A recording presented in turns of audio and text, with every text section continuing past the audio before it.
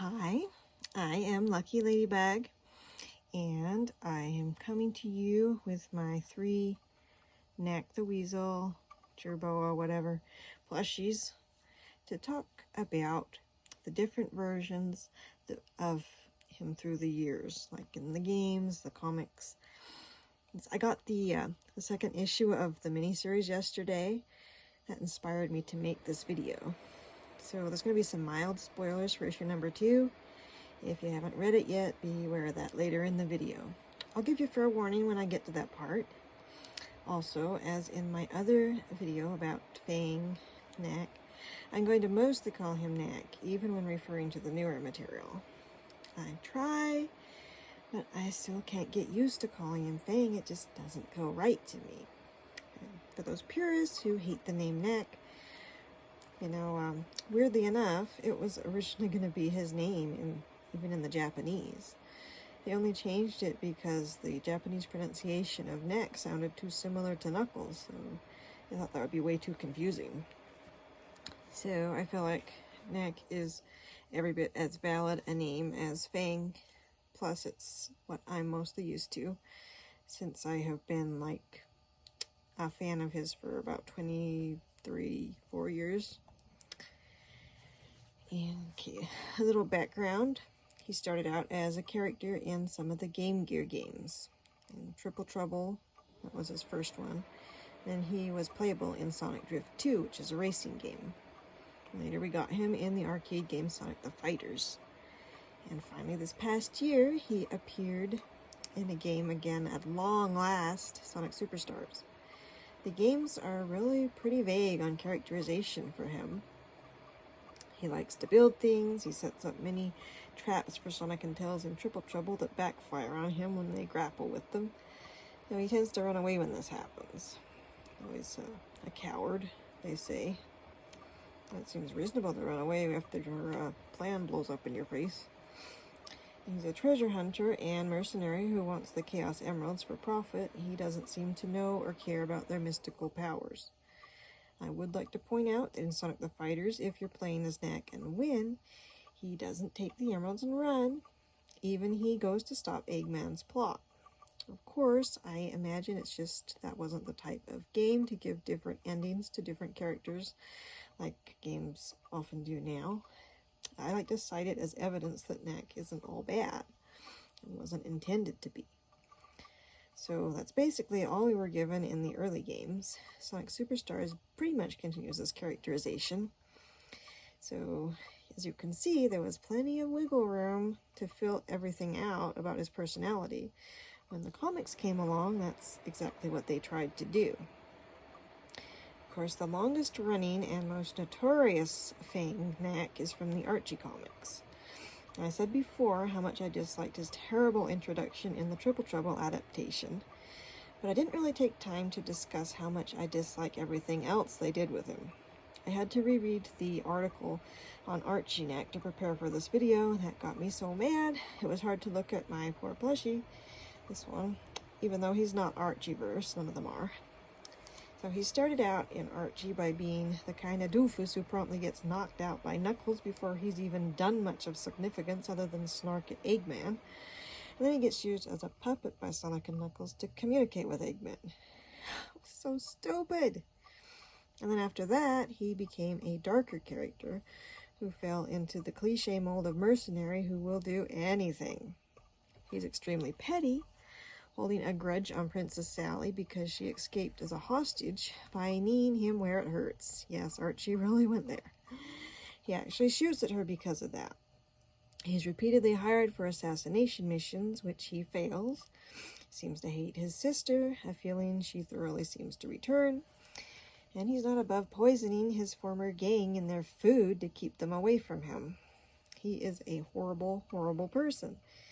And maybe I'm being too harsh, but I rather frankly feel that Archie Nack is irredeemable. Or at least it would certainly take a lot to redeem him. He shows no remorse for any of this, as far as I know. I haven't actually read a lot of the Archie comics because I was so upset at the things I was hearing that were happening in them. I remember how disappointed I was when the arc came out where he kidnapped Sally. And I saw at that point that Archie Nack was going down a path that I didn't like. I rejected him years ago and longed for a Nack based more directly on the games.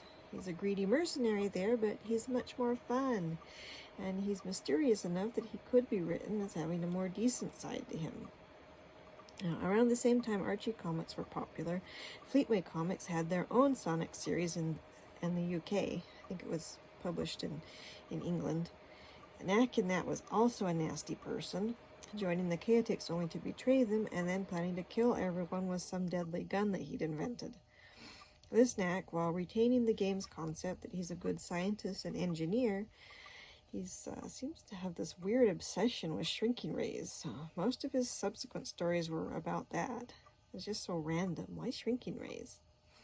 I never liked this Nack either, but somehow he feels a little more in line with the games than Archie's Nack. Nevertheless, I basically rejected him too, aside from writing a Fix-It fic based around the Chaotix arc. I think I had him as a double agent who was only pretending to betray the Chaotix. Oh, I keep saying Chaotix, it's supposed to be Chaotix. Like as a kid, I always said Chaotix, and yeah, I cannot seem to break that habit. I doubt anyone here knows or remembers, but back in the day, about 2000, 2001, I was one of the champions of Nack Fanworks. I certainly wasn't the only one. There was actually quite a few of us back at that time. I loved drawing him and writing about him on his many bounty hunting adventures. I always wrote him as like a diamond in the rough. It was my own characterization based largely on the games and rejecting Archie canon other than his sister Nicolette. I liked that idea. I'm probably most notorious for putting up a story involving an exploding building early in the morning of September 11th, 2001. As you can imagine, I was horrified when the tragedies of the day unfolded later. I immediately had to post an apology for posting the thing. Now, I'm still getting comments on that story about the eerie timing of posting it. My Nack wasn't nearly as mercenary as even the games version. And several years ago, I really wanted to try out a darker characterization with that aspect as more of a factor. I also decided to use his Japanese name, Fang the Sniper.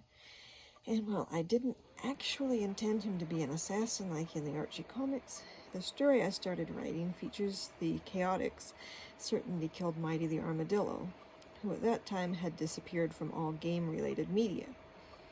I only got 2 chapters in and was struggling with my characterization of Nack. He was missing something I wanted that I couldn't quite put my finger on, so the story indefinitely stalled. My association with Nack pretty much dwindled to games only for years.